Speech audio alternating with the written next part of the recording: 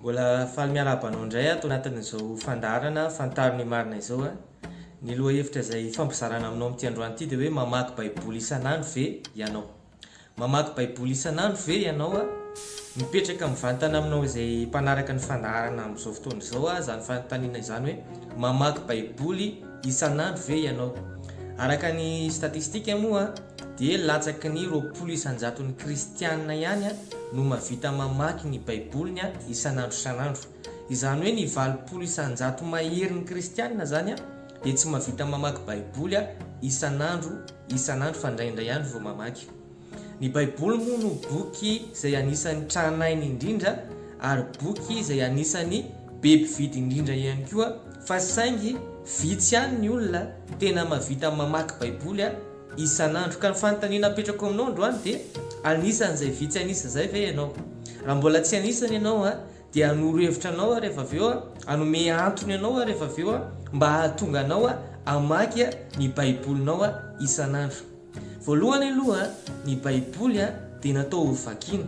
Ny baiboly ty baiboly ty dia tsy natao any ambany ondana, satria ny baiboly dia tsy maharo anao amin'ny mpamosavy, fa ny famakianao izay zavatra voalaza ao anatin'ny baiboly, ny fisaintsainanao sy ny finoanao ary ny fampiaranao ny zavatra voasoratra ao anatin'ny baiboly no ahafahanao mandresy ny herina ratsy rehetrarehetra, ny herina maizina rehetrarehetra, fa tsy ny fametrahanao. Nasianao baiboly anankiefatra ary ambany ondanao rehefa matory amin'ny alina dia tsy mahasakana ny mpamosavy mihitsy zany na ny kely ary, satria ny zavatra voasoratra, ny teny izay voalaza ao anatin'ny baiboly ka ampiarinao ny fiainanao, izay no manova ny fiainanao. Ka androany dia ty ampafantatra anao hoe ny baiboly dia mila vakiana. Ny famakianao ny baiboly tena zava-dehibe. Dia hiditra amin'izay tsika ny amin'ilay hoe amin'ny antony anao hoe nahoana kay no tokony hamaky baiboly isan'andro ny Kristiana anankiray. Mialoha ny hidirantsika ao anatin'izay aloha dia zao hoe inona no mety mahatonga ny Kristiana anankiray tsy mamaky ny baiboliny isan'andro. Mahatonga ny olona anankiray aloha ndraisika hoe inona mahatonga ny olona anankiray tsy mamaky ny baiboliny isan'andro. Ny olona anankiray aloha raha tsy mamaky baiboly isan'andro dia ny anton'izay na izy mbola tsy nandray an' Jesosy, mbola tsy nona tamin'i Jesosy. Ohatra na taloha za rehefa mahita baiboly taloha dia tena monamonaina be vao mahita baiboly, na vao maheno tenin'Andriamanitra avy ao anatin'ity baiboly ity dia monamonaina, satria tsy mety amin'ny fanako ilay, satria za mbola tsy nandray an' Jesosy. Fa ny fiovana voalohany izay tsapako tamin'ny tenako tamin'iza vao nandray an' Jesosy, nanolo tena ho an' Jesosy dia lasa nangetaheta ny hamaky an'ity baiboly ity tamin'izany. Tamin'izany andro voalohany nandraisako an' Jesosy zany hatramin'izao moa zany dia tena nangetaheta mihitsy namaky baiboly. Izay ny fiovana tsapako voalohany tamin'ny nandraisako an' Jesosy. Ary normal be zay, satria rehefa mandray an' Jesosy ny olona anankiray dia velona ny fanany. Ary raha ohatra indray hoe olona efa nandray an' Jesosy fa tsy mangetaheta hamaky baiboly dia ny zavatra misy indray dia tsy salama zany ny ara-panan'ilay olona, satria ny olona salama ihany no misakafo isan'andro araky ny fandaharana izay resantsika tany aloha. Satria ty fandaharana androany ity moa dia mbola misy fifanohizany amin'ilay fandaharantsika tamin'ny teo aloha hoe Kristiana Zaraina. Asaiko ianao mba anaraka an'izay fandaharana izay fa hanampy anao be dehibe koa zay fa ny Kristiana zany rehefa tsy mahavita mamaky ny baiboly isan'andro nefa efa manana an' Jesosy izy dia ny dikan'izay tsy salama zany ny ara-panany, ny dikan'izay. Hanome antony ianao amin'izay ary ahafahanao hamaky ny baibolinao isan'andro. Voalohany indrindra, nahoana antsika ny tokony hamaky baiboly? Tokony mamaky baiboly sika satria ny baiboly no sakafo ny fanahintsika. Zay efa niresahana tamin'ny fandaharana tany aloha zay.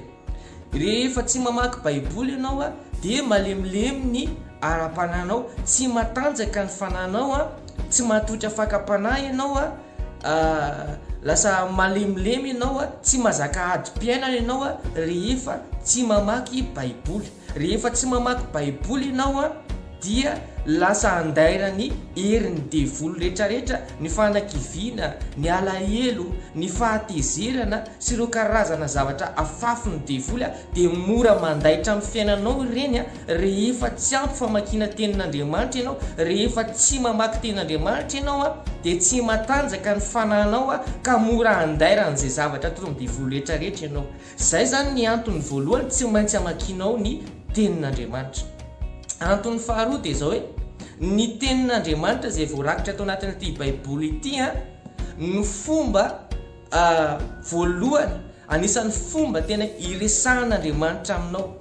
Be dia be ny Kristiana izay te haheno an'Andriamanitra miteny aminazy, mety hoe miandry feo avy eny ambony ngamba izy hiteny aminazy kanefa tsy izay ny zavatra mitranga, fa Andriamanitra rehefa hiteny aminao dia ao anatin'ity baiboly ity, ao anatin'ny zavatra voasoratra ao anatin'ity tenin'Andriamanitra ity ny fomba iresahan'Andriamanitra amin'ny fiainanao. Za manokana efa imbetsaka Andriamanitra ny teny tamiko ary imbetsaka Andriamanitra ny nampahery anahy, imbetsaka Andriamanitra no nilaza tari-dalana tamiko tamin'ny alalan'ity tenin'Andriamanitra ity. Zay mahatonga antsika hoe isan'andro dia mila mamaky an'ilay izy, satria isan'andro ianao dia mila tari-dalana avy amin'Andriamanitra araka ny tenin'ny Davida any amin'ny Salamo hoe fa nilon-tongotro sy fanazavana ny lalako ny teninao. Zany hoe ny tenin'Andriamanitra zany dia mitari-dalana anao any amin'ny lalana mahitsy, any amin'ny lalan'ny fahamarinana, ny famakianao tenin'Andriamanitra. Andriamanitra rehefa iresaka aminao voalohany indrindra ato anatin'ity tenin'ity izy no miresaka amintsika tsirairay avy.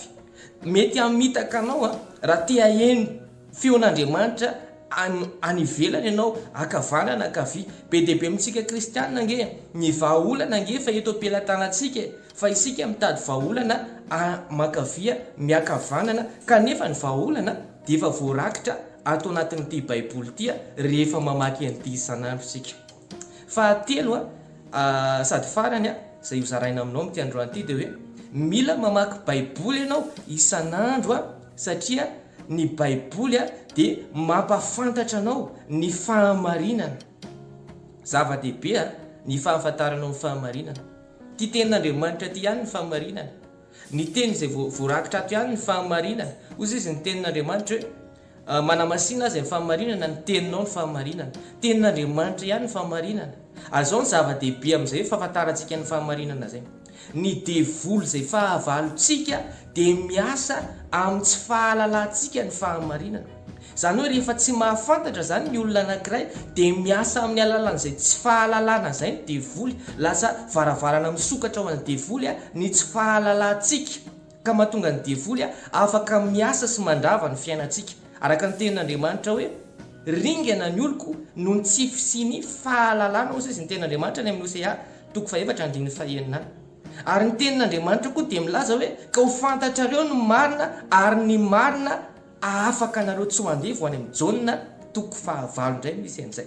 Zany hoe rehefa mihamafantatra ny marina avy ato anatin'ity tenin'Andriamanitra ity ianao dia mihamazava tsikelikely ny fiainanao, lasa misakisaka tsikelikely, miala tsikelikely amin'ny fiainanao ny fahamaizinana sy ny asan'ny maizina rehetrarehetra, fa manomboka miposaka tsikelikely ilay fahazavan'Andriamanitra eo amin'ny fiainanao.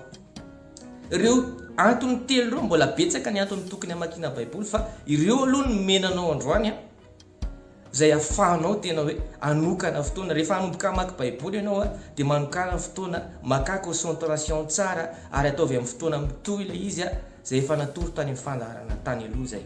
Dia mino fa nanampy ianao indray ny torohevitra sy ny fampianarana tamin'ity androany ity dia manomboka izao ane ny baibolinao dia hisokatra amin'izay tsy ho feno vovoka ntsony ane ny baibolinao, tsy ho haingotrano ntsony ane ny baibolinao, ary tsy ho atao any ambany ondana ntsony koa ane ny baibolinao, fa manomboka ho vakianao amin'izay, manomboka amin'ity androany ity, manomboka ho vakianao isan'andro, manomboka ho ampiarinao ihany koa eo amin'ny fiainanao. Izay ny fandaharantsika tamin'ity androany ity. Akasitrany ianao nanaraka hatramin'ny farany dia samy tahin'i Jesosy daholo.